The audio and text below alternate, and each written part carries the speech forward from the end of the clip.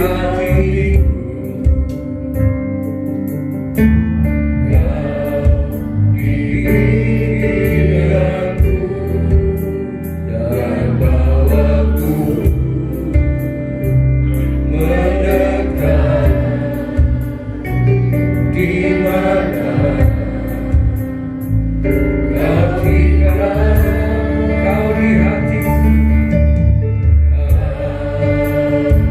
Di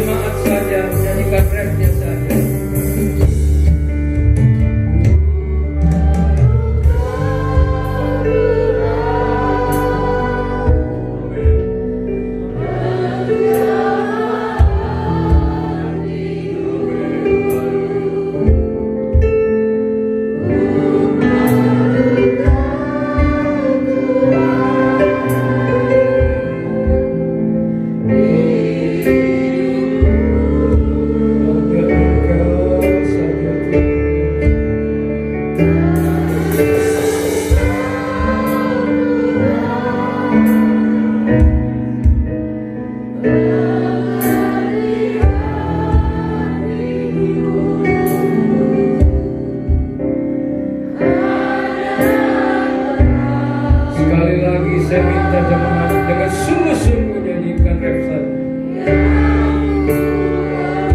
Untuk Engkau Tuhan pada siang hari.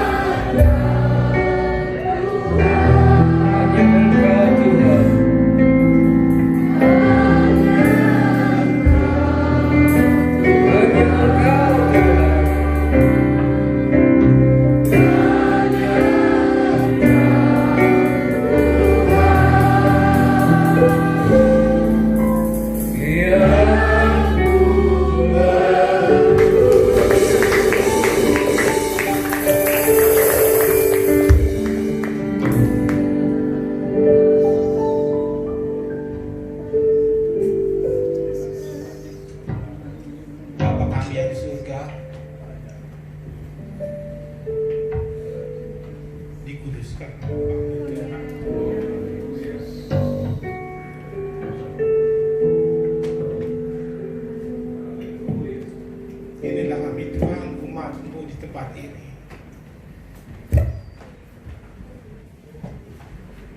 Haleluya. Yang mendapatkan kemenangan dan kemenangan bersama Engkau Tuhan.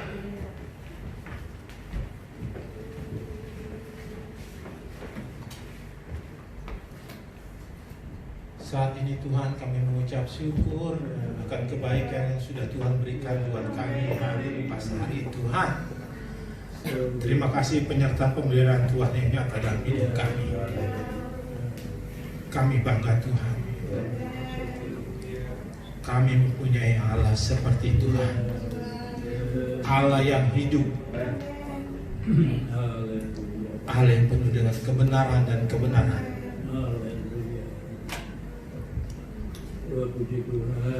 Sebentar kami akan mendengarkan firman Tuhan yang disampaikan oleh hamba Bapa. Biarlah firman Bapa yang disampaikan boleh menjadi satu kekuatan buat kami, boleh menjadi satu penghiburan buat kami, dan satu pengajaran buat kami Tuhan.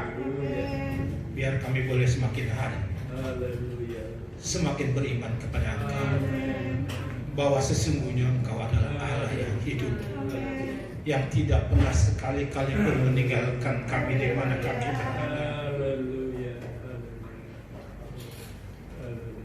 Biar Roh Kudus yang tinggal dalam hidup kami boleh terus menguasai kami, boleh menjadi benar di hadapan Engkau Tuhan, karena sesungguhnya Engkau benar adanya. Pada saat ini ya Bapa, layakan kami, kuduskan kami, ampuni akan kesalahan kami, dan biar pada saat ini ya Tuhan, biar Tuhan saja yang tutup hidup kami dengan darah Tuhan Yesus Kristus yang suci, yang sudah dikorbankan di Golgota, yang membuat kami tidak berarti menjadi berarti. Berkati hamba Bapa yang akan menyampaikan firman Bapa, kami yakin dan percaya Tuhan. Penyertaan pemeliharaan Tuhan selalu nyata dalam hidup keberadaan hamba Bapa.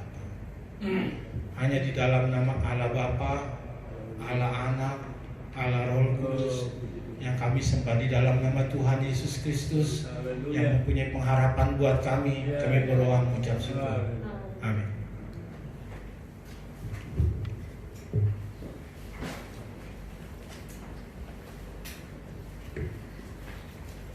Puji Tuhan, haleluya, haleluya, haleluya. Selamat pagi menjelang siang. salam sejahtera bagi kita semua, jemaat YKD Ephatha Family Tree yang saya cintai kasih. Tuhan Yesus mengasihi kita semua. Saudara-saudara, Bapak Ibu, hari-hari yang semakin hari yang tidak menentu. Banyak orang bertanya dalam berbagai versi soal ekonomi, soal keamanan, soal kesejahteraan dan sebagainya. Tapi hari ini saudara, kita harus dengar apa yang kata firman Tuhan. Itu yang pasti. Di luar tidak kepastian, tapi dalam firman ini ada kepastian. Amin. Hanya firman, back to Bible. Selalu saya kata kembali ke Alkitab orang Kristen. Anak-anak Tuhan mesti kembali ke Alkitab, jangan hanya lihat dunia saja. Kalau lihat dunia nanti seperti Sodom dan Gomora. Nanti suatu saat saya khotbah ini, ya harus ke Soar. Lot diperintahkan dengan istri anak-anaknya ke Soar, tapi mereka masih ingin lihat dunia.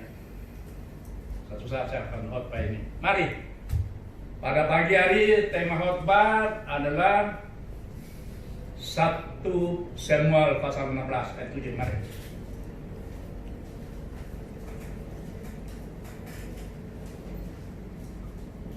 Jangan saudara lihat manusianya selalu. Ya, kita lihat manusia bisa salah. Itu sebabnya tadi saya awali. Kalau sudah lihat keadaan ini, manusia ada yang susah, ada yang bingung, ada yang penyakit, ada yang ditimpa, ya, terpapar dengan virus corona atau COVID-19. Selalu saya tekankan, lihat ini. Kalau lihat ini, saudara tidak akan salah. Kalau lihat ini, saudara jauh semuanya itu. Itu yang saya aplikasikan, ya, saya lakukan tiap hari. Oke, kita akan mulai saja. Jangan berlama-lama di situ. Mari kita bangkit berdiri. 1 Samuel pasal 16 ayat 7. Tuhan melihat hati kita, itu yang penting. Kita baca sama-sama ayat ini, hitungan yang ketiga. Tuhan melihat hati. Manusia hanya lihat rupa apa di depan. Keadaan sekarang begitu, saudara. Orang lihat, aduh ini sakit, ini sakit, ini sakit, ini susah, ekonomi susah, jalan buntu dan sebagainya. Tapi kembali lagi selalu ayat ini yang saya selalu tiap pagi saya khotbah diri saya sendiri, bukan saudara, saya sendiri, supaya lihat, Tuhan lihat hati, ya. Kalau Tuhan lihat hati, dia salah, ya. Oke, mari 1 Samuel 16 ayat 7. Hitungan ketiga, kita baca sama-sama ya. Sekali lagi 1 Samuel pasal 16 ayat 7. Hitungan ketiga, 1, 2, 3. Tetapi berfirmanlah Tuhan kepada Samuel, janganlah pandang kerasnya kepada orang-orang yang tinggi, sebab Tuhan menolaknya. Bukan melihat manusia yang melihat Allah, manusia melihat apa yang depan mata, tetapi Tuhan melihat hati. Sekali lagi mulai dari bukan 1 Samuel 16 ayat 7 bagian B. Mulai dari bukan 1, 2, 3. Bukan yang dilihat manusia yang dilihat Allah. Yes. Manusia melihat apa yang depan mata, Benar. tetapi Tuhan melihat. Haleluya, haleluya. Kita beri kemuliaan bagi Tuhan. Tuhan melihat hati. Tidak akan salah kalau Tuhan melihat hati. Walaupun saudara tidak hari ini ada kegagalan atau bagaimana keadaan, tapi Tuhan lihat hati. Ya, kalau manusia, oh dia kaya, oh dia punya mobil, oh dia punya rumah, oh dia punya ini semua. Banyak kali keliru dan salah. Tapi Tuhan lihat hati. Sekalipun tidak punya apa-apa, sudah lihat dalam kitab Injil, waktu ada seorang ibu memberi 1 keping masuk di kotak persembahan. Tapi Tuhan lihat itu. Ya. Jadi Tuhan tidak akan salah kalau dia lihat saudara. Oke, kita lihat ada berapa alternatif supaya kita akan lihat contoh yang relevan. Mari kita akan buka Alkitab kita. Pertama-tama, di mana Tuhan lihat itu keadaannya pertama di dunia ini. Sebelum sekarang ini kurang lebih 6.000 tahun yang lalu. Tuhan lihat manusia pertama itu yang Tuhan ciptakan, jadikan serupa gambar Allah. Di Taman Eden. Sekalipun sempurna Tuhan ciptakan. Tapi Tuhan lihat, maka mereka sudah lihat yang bukan Tuhan lihat hati. Bukan mereka lihat Tuhan, tapi lihat apa yang di depan mata mereka. Ya, oke. Kita buka dalam Kejadian pasal 3 ayat 9, 10.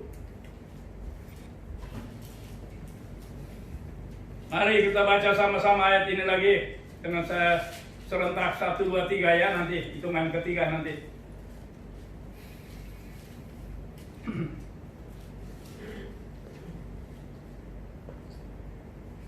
Ayat 9 dan 10. 1, 2, 3. Tapi Tuhan memanggil manusia itu dan berfirman kepadanya, di manakah engkau? Sampai situ dulu. Jadi ada dialog antara Allah, Tuhan kita yang menciptakan Adam dan Hawa serupa gambar Allah. Kejadian 1 ayat 26. Tapi ada dialog. Karena sebelumnya itu Tuhan kasih kebebasan mereka di Taman Eden. Hanya satu aja aturan, perintah Tuhan, jangan dilanggar. Jangan makan pohon yang di tengah-tengah taman itu. Pohon pengetahuan baik dan jahat. Kalau sampai makan, akan terjadi akibatnya. Ini yang sekarang manusia di dunia ini berbuat itu, siapapun dia. Banyak kali pun orang Kristen berbuat itu secara kegagalan. Ya. Tadi ayatnya dia kata, tetapi Tuhan Allah memanggil manusia itu dan berfirman kepadanya, di manakah engkau? Mulai Tuhan taruh Adam dan Hawa di Taman Eden, Tuhan tidak pernah panggil. Tidak. Kalau Tuhan panggil tentu ada maksud. Tuhan panggil ada dua. Tuhan kasih berkat atau Allah petaka.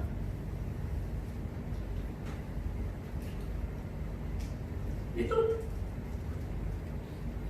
di sana Tuhan lihat bahwa Adam dan Hawa sudah jatuh dalam dosa akibat perbuatan si ular yang adalah setan, iblis yang menggoda manusia. Supaya manusia yang hidup dengan tentram, semuanya ada, tidak ada yang kekurangan, tentram di sana. Tapi setelah mereka ambil buah yang dilarang Tuhan itu, jatuhlah dalam dosa. Tapi Tuhan masih punya kasih. Tuhan masih punya ingin supaya mereka mendengar lagi suara Tuhan. Ya. Ayat 10, coba baca lagi terus. 1, 2, 3 sekali lagi, jemaat baca. Yang menjawab, ketika aku mendengarnya bahwa engkau ada di dalam taman ini, aku menjadi takut karena aku terjaga, sebab itu aku bersembunyi. Ya, jawaban dari Adam. Hawa pun ikut dengan Adam. Ya, jadi ada dialog, pertanyaan Tuhan. Nah ini saya kasih sub temanya. Bahwa manusia menjawab apa pertanyaan Tuhan.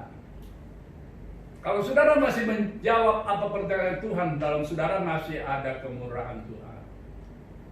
Masih ada anugerah kasih sayang Tuhan. Kalau sampai tidak jawab, hidup ini adalah hidup yang sangat menakutkan. Banyak hal saudara tentu Tuhan bertanya dalam hidupmu. Dalam pribadi, pertama-tama panggilan Tuhan sama saudara, apakah kamu masih tetap dalam aku? Ya, apakah kamu masih terpilih? Jangan sampai gugur pilihan itu. Apakah kamu masih setia? Ada 3 hal itu nanti saya sorot satu-satu. Ya, kalau si Adam dan Hawa sudah tinggalkan panggilan, sudah tinggalkan dia dipilih, taruh di situ kepercayaan. Kalau orang dipilih tentu ada kepercayaan. Sama aja bos di perusahaan, dia pilih kedudukan si Anu, dan si Anu. Tentu ada kepercayaan dari bos. Kita punya bos, kalau bos, yaitu Tuhan Allah kita, Yesus Kristus. Jangan sampai melanggar. Saya katakan pada suatu tempat perusahaan saya khotbah berapa waktu lalu. Seringkali kita ini jadi maling. Seperti Adam dan Hawa, jangan makan buah pohon tengah aman itu. Malaikat 3 ayat 8, 9, 10. Ini salah satu kegagalan manusia. Termasuk orang percaya anak-anak Tuhan. Mari Pak Sugi baca ayat ini. Ayat 8, 9, 10.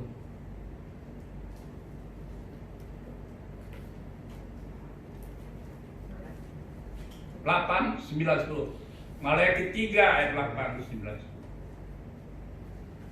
Pak Sugi nanti baca ayat ini.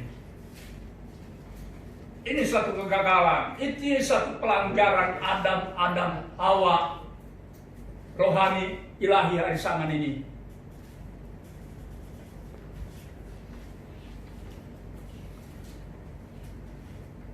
Beginilah firman Tuhan, Malaikat 3 ayat 8, ayat 8, 9, 10. 9 dan 10. Bolehkah manusia menipu Allah?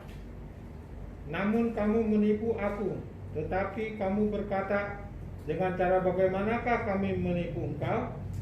Mengenai persembahan perpuluhan dan persembahan khusus. Kamu telah kena kutuk, tetapi kamu masih menipu aku. Ya kamu seluruh bangsa. Bawalah seluruh persembahan persepuluhan itu ke dalam rumah perbendaharaan, supaya ada persediaan makanan di rumahku. Ya. Dan ujilah aku, kata Tuhan. Firman Tuhan semesta alam, apakah aku tidak membukakan bagimu tingkap langit, ya, dan mencurahkan berkat kepadamu sampai berkelimpahan. Haleluya. Ya, itu sama dengan Adam Hawa. Dan sekian banyak pohon di situ hanya satu Tuhan minta, jangan makan. Kalau dalam perjanjian malaikat tadi, yaitu salah satu seperti dan persembahan lain itu Tuhan punya, jangan diambil. Kita jadi pencuri, penipu, keluar dari Eden dan Hawa, dari Taman Eden. Tidak hukum dengan hukuman takut akan Tuhan sumber kehidupan sehingga terhindar dari jalan maut. Untung Adam dan Hawa tidak maut menimpa. Baru keluar aja Adam dari Taman Eden. Taman yang penuh kegembiraan, sukacita, tidak ada kekurangan. Kalau kita baca ayat-ayat lain. Setelah Adam dan Hawa dengar panggilan Tuhan mencari mereka, pertama-tama ayat sini dia tidak tulis Adam dan Hawa dia diam. Ayat yang tadi dia mendengar. Tadi ayat 9 dia katakan begini, saya ulangi. Ayat 10.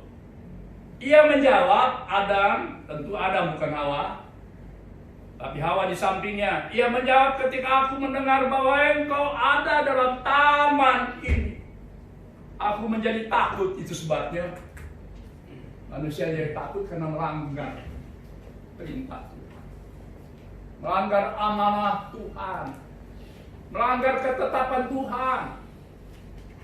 Jadi takut. Karena Adam dan Hawa mendengar bisikannya iblis, ular di pohon itu. Ular, iblis, bapak pembohong, Alkitab katakan. Dia putar balikan firman Tuhan yang Tuhan Allah berikan kepada Adam dan Hawa. Saya tidak jelaskan lagi. Jangankan dengar suara Tuhan memanggil, ayat 10 ayat 9 tadi. Ayat 8 saja mereka dengar langkah Tuhan aja mereka sudah kebingungan, sudah ketakutan. Ayat 8 coba mundur. Ya.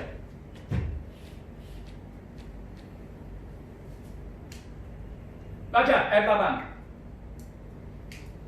Ketika mereka mendengar bunyi langkah Tuhan Allah yang berjalan-jalan dalam taman itu pada hari sejuk, bersembunyilah manusia dan istrinya itu terhadap Tuhan Allah di antara pohon-pohonan dalam taman. Ya, bersembunyilah. Kalau orang sudah salah pasti ngumpet. Ini Adam dan Hawa. Oke, saya tidak berlama-lama di situ. Ya, jadi saudara, ini salah satu dialog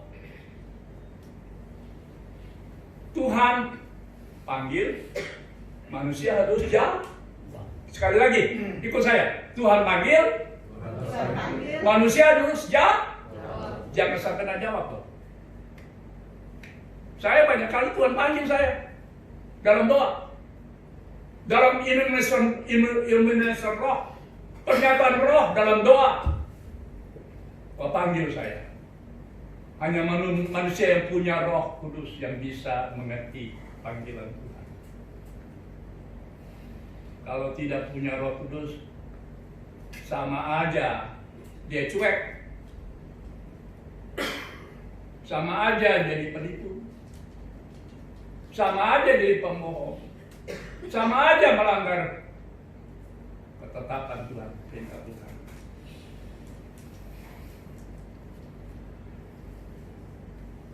Kalau saya berdoa orang sakit siapapun dia, Tuhan kasih tahu sama saya, dia sembuh.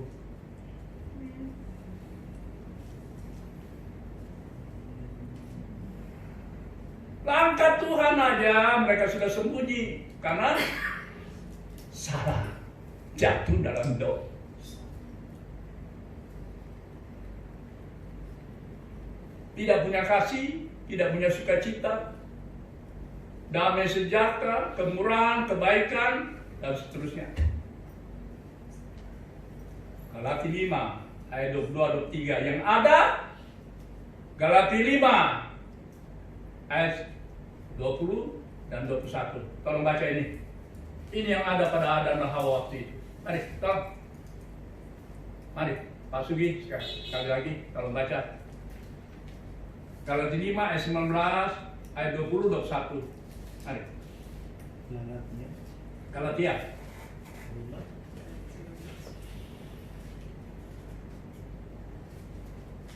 Beginilah firman Tuhan, Galatia 5 ayat 19. Perbuatan daging telah nyata, yaitu percabulan, kecemaran, hawa nafsu. Terus 20-21. Penyembahan berhala, sihir, perseteruan, perselisihan iri hati, amarah, kepentingan diri sendiri, pencitraan, roh pemecah. Roh pemecah.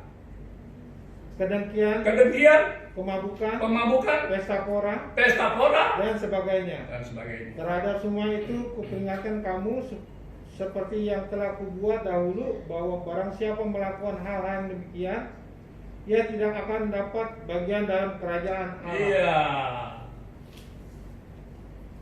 Banyak orang, banyak pendeta pun suka berdoa, tapi saya tidak pernah berdoa itu.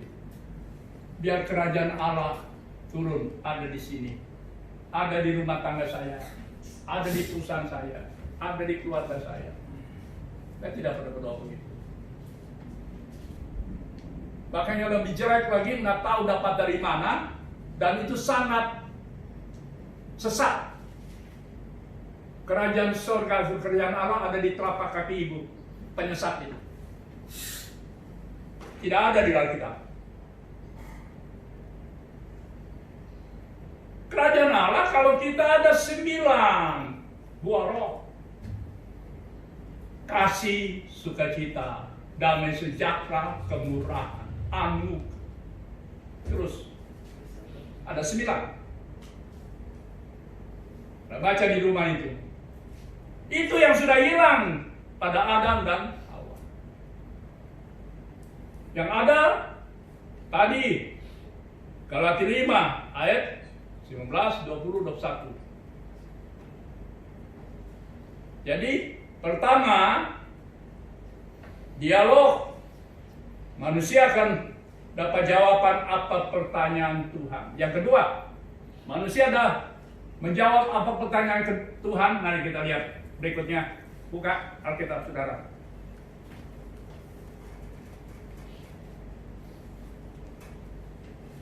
Kitab Injil Lukas pasal 7. Tolong buka Injil Lukas pasal 7.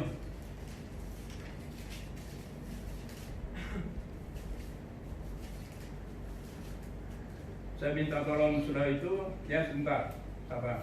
Saya akan lihat di sini. Injil Lukas pasal 7 ya. Ya. Nanti sabar. Supaya saudara mulai dialog dengan Tuhan. Ya. Bukan saja di Alkitab aja si Adam dan Hawa bersama Tuhan di Taman Eden sudah jatuh dalam dosa. Yang kedua ini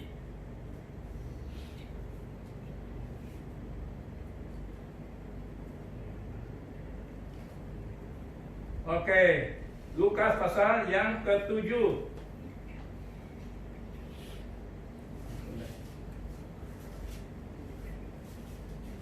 Lukas pasal 7 Nah, mulai baca. Tolong baca ini.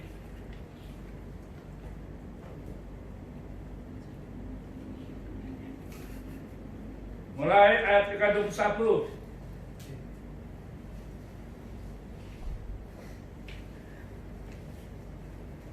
Oh, bukan. Loncat terus itu bukan ayat 21.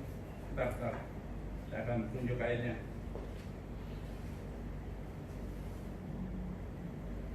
Ya, ayat yang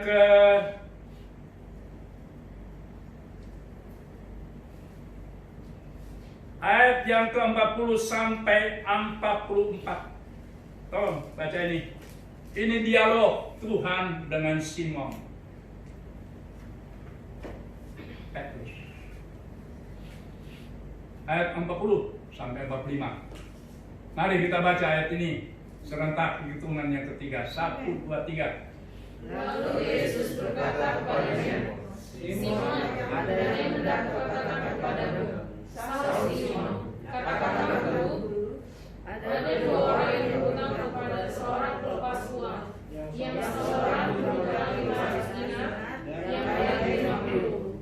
Karena mereka tidak sanggup membayar, maka ia menghapuskan hutang kedua orang itu.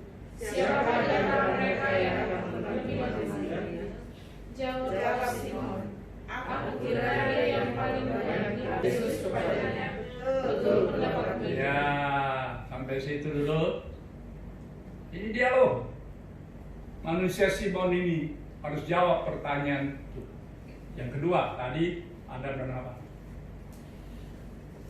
Tuhan kasih perumpamaan.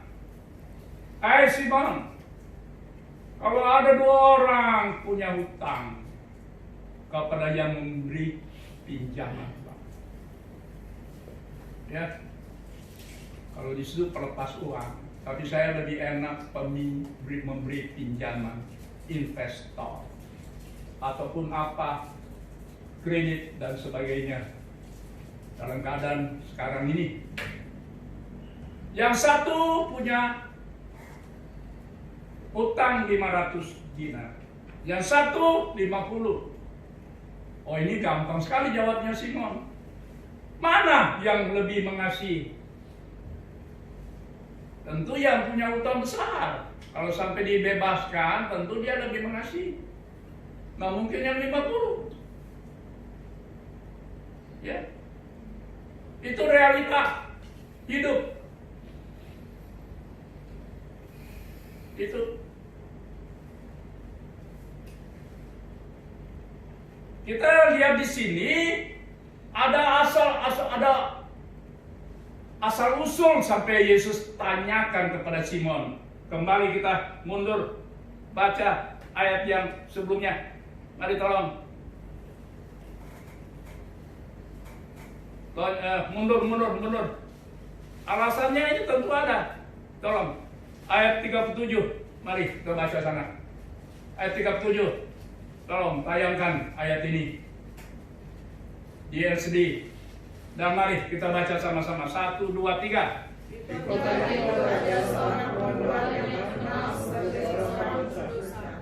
Ketika perempuan itu mendengar bahwa Yesus sedang makan di rumah orang Farisi itu, datanglah ia membawa sebuah kulit-kulit kolam berisi minyak wangi.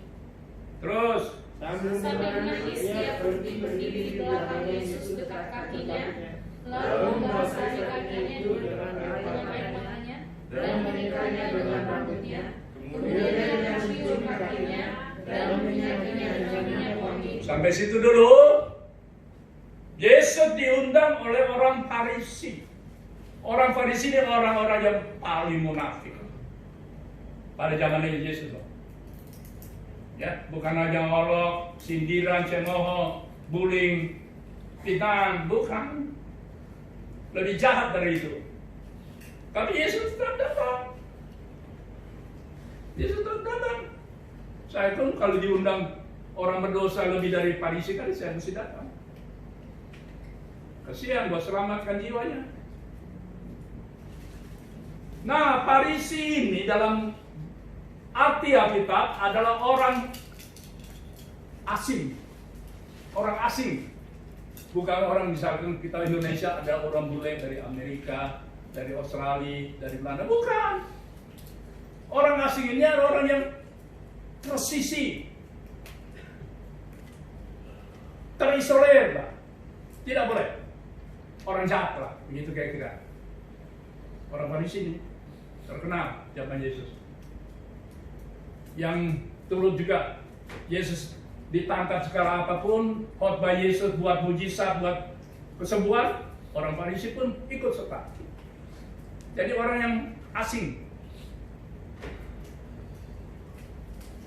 Ini. Dan datanglah seorang perempuan yang berdosa. Datang karena dia lihat Yesus ada di rumah orang Farisi sedang makan, diundang, dia datang. Spontanitas dia datang, tidak ada rasa malu, tidak. Karena dia perempuan berdosa. Walaupun dia dicemooh, sindiran, dia olok, bullying dan fitnah, dia tahu sumbernya. Dia datang.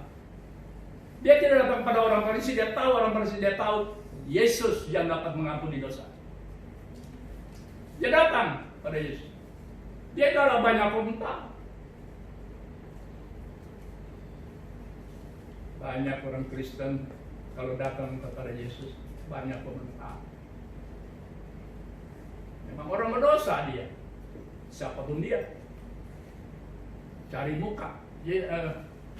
Si Perempuan ini tidak. Datang tanpa basa-basi, tanpa ada komentar, tidak sama dengan Simon tadi. Tidak sama dengan yang lain. Datang kepada Yesus, langsung ekspresinya dia buka minyak yang mahal. Kalau wanita kan tentu kemana-mana ada minyak wangi, semerbak, harumnya, mahal juga harganya. Dia pecahkan itu untuk Yesus. Suatu penghormatan, pengorbanan yang luar biasa. Tuhan lihat itu. Berarti perempuan ini ada dalam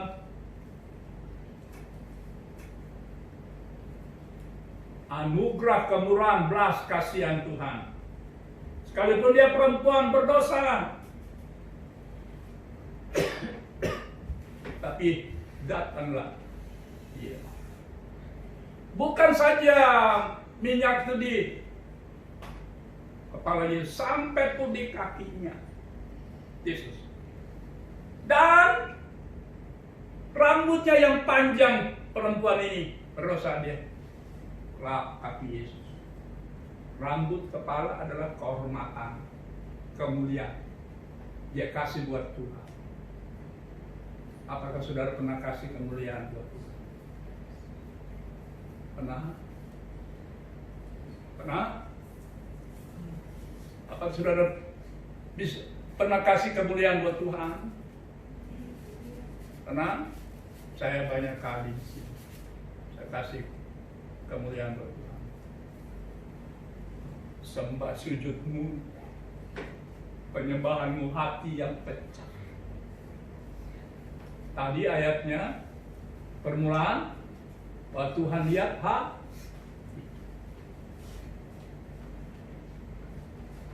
Tuhan tidak lihat rupa, manusia rupa apa depan, tapi Tuhan lihat hati. Hati yang pecah itu satu pengorbanan yang Tuhan inginkan bagi kita.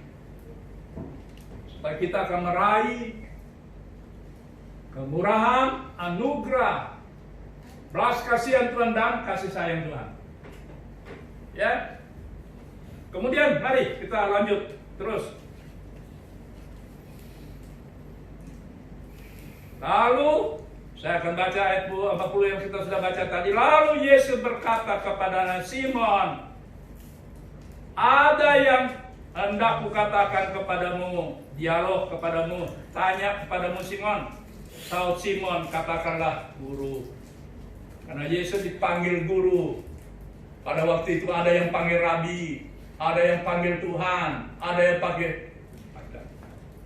Ayat 41, ada dua orang yang berhutang kepada seorang pelepas uang atau memberi uang. Yang seorang berhutang 500 dinar, yang lain 50. Karena mereka tidak sanggup membayar, maka ia menghapuskan hutang kedua orang itu. Siapakah di antara mereka yang akan terlebih mengasihi dia? Ini jawab Simon yang tepat. Ayat 43, jawab Simon, aku kira dia yang paling banyak dihapuskan utangnya. Kata Yesus kepadanya, perhatikan, betul pendapatmu. Kalau saudara sering dialog dengan Tuhan, sama dengan saya sering, Tuhan kasih jawab loh. Yang saya bilang tadi, kalau ada orang sakit minta doa, saya doa, besok dia sembuh. Ya. Ini benar, tidak gombal, tidak main-main. Sebab apa? Sama dengan Noh, sama dengan Henokh, bergaul dengan Tuhan. Ya, ada kaitan selalu saya singgung. Dan mari ayat 44 sudah baca ini yang menjadi saya mau sampaikan juga, ini jadi kuncinya. Mari ayat 48 jemaat sekarang baca. Tadi sudah baca ayat 40 sampai. Mari. 44 baca. Serentak 1 2 3. Dan sambil berbalik kepada perempuan itu, ia berkata kepada Simon, "Engkau lihat perempuan ini? Aku masuk ke rumahmu, namun engkau tidak memberikan kepadaku untuk membasuh kakiku. Tapi ia membasahi kakiku dengan air mata dan menyedihkan rambutku." Saudara, Tuhan kasih ingatkan sama Simon, "Hei Simon, lihat nih perempuan ini berdosa. Dia kasih semua. Saya masuk ke rumah kamu." Itu kalau bahasa yang sederhana saya pakai, saudara, lebih tepat dengan bahasa yang sederhana. Saya masuk ke rumahmu, tidak ada apa nama? Tong atau tempayan di depan orang-orang Yahudi sampai sekarang loh. Tempat depan rumahnya mesti ada tempayan, ada air. Sebenarnya kalau masuk rumahnya dia mesti dibasuh dulu kakinya. Orang Yahudi paling kritis, paling setia. Simon tidak setia. Apa itu? Tampayan supaya kita ini kaki, langkah kita ini bersih. Masuk di rumah itu orang bersih, clean. Ya, itu yang kedua. Jadi saudara, khotbah ini biar saudara bisa cerna, sudah bisa saudara bisa aplikasikan tiap hari supaya saudara bisa ketemu dengan Tuhan. Bukan zaman Adam Hawa aja manusia pertama, bukan zaman Simon saja, bukan zaman satu lagi nih. Manusia menjawab apa pertanyaan Tuhan. Ayat yang terakhir, mari kita buka Yohanes pasal yang keempat, ayat terakhir.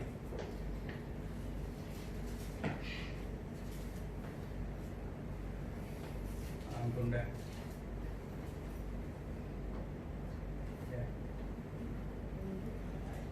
Yohanes pasal 4. Ya, tunggu sabar ya. Karena mata saya kalau buka Alkitalogi, waduh mesti cari pakai senter lagi. Maka ini GA ini menolong lah. Yang penting ayat pertama baca di Alkitab. Mari, Yohanes pasal 4.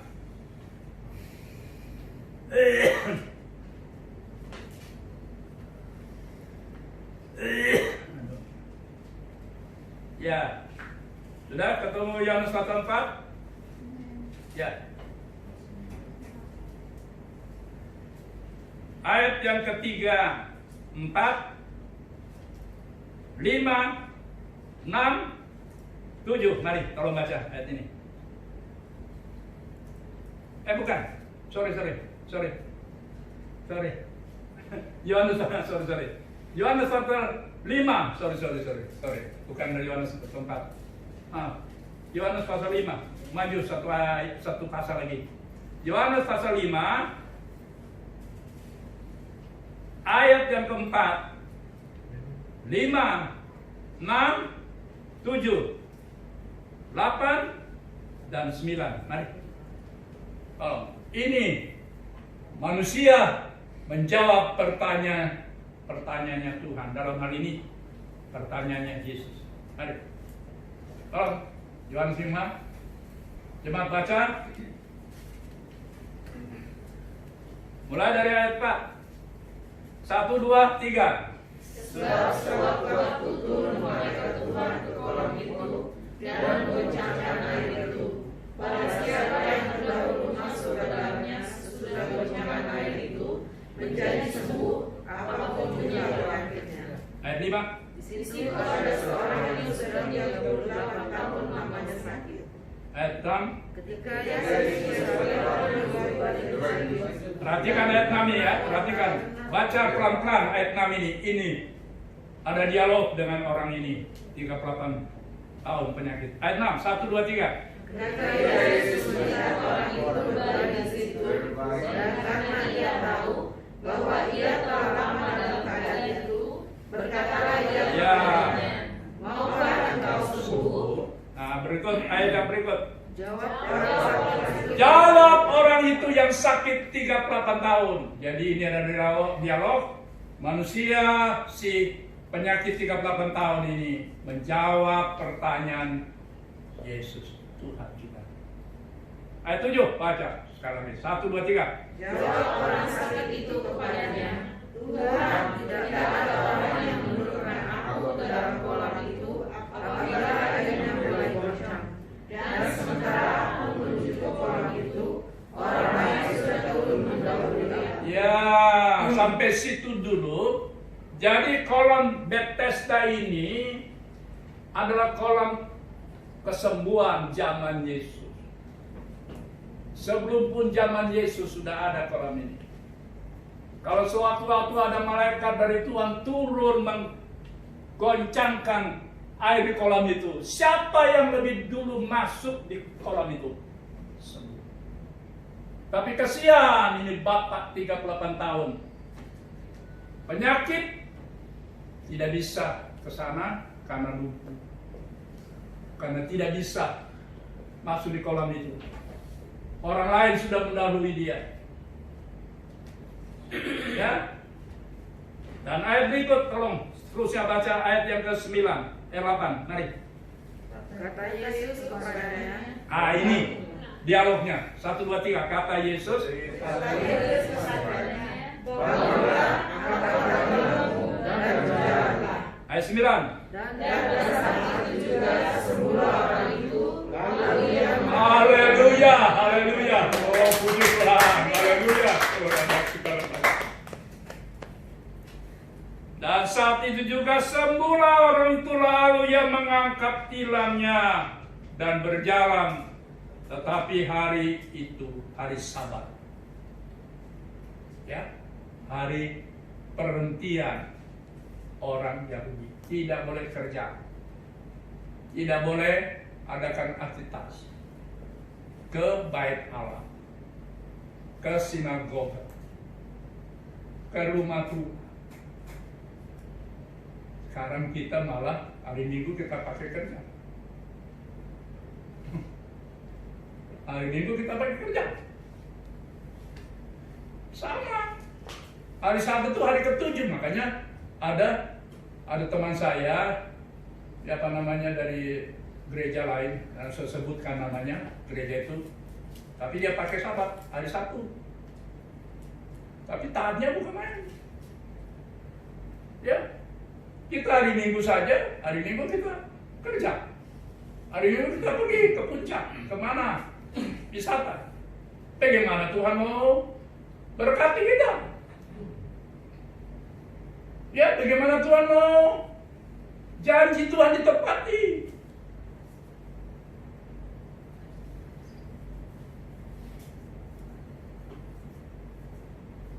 Tuhan berkati kita. Mari kita nyanyikan.